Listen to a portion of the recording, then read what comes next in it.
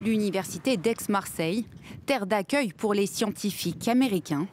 Après avoir étudié 298 candidatures, l'établissement a accueilli les premiers universitaires retenus pour son programme. On a ouvert la voie et j'espère que les autres universités vont continuer. L'État nous a suivis, l'Europe nous a suivis. Moi, je suis très fier qu'Aix-Marseille Université ait été au rendez-vous de ce moment que je considère comme historique.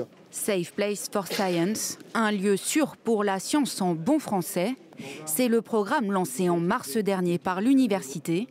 Budget 15 millions d'euros, de quoi aider pendant 3 ans les chercheurs à poursuivre des travaux mis en péril par la politique du président américain. Le principe de liberté académique ainsi que l'ensemble du système de recherche et d'enseignement supérieur aux États-Unis sont réellement attaqués. Licenciements massifs, suppression de bases de données, mise au ban de certains termes liés au genre et au climat.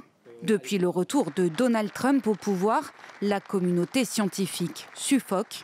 Berkeley, la NASA ou encore Stanford, autant d'institutions prestigieuses que certains chercheurs décident de quitter, mais tous ne sont pas pour autant raccords avec le terme de réfugié scientifique. Je ne voudrais pas me qualifier de réfugié. Je me sentais encore physiquement en sécurité aux États-Unis.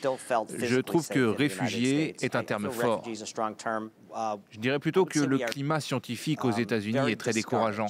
Une problématique dont le président français a voulu très vite se saisir. Le 5 mai dernier à la Sorbonne, il inaugurait un vaste programme d'accueil avec un objectif. L'Europe, oui, doit devenir un refuge. Pour y parvenir, le vieux continent va devoir sérieusement augmenter ses investissements. En 2022, l'Union européenne consacrait 352 milliards d'euros à la recherche contre 700 milliards de dollars pour les États-Unis.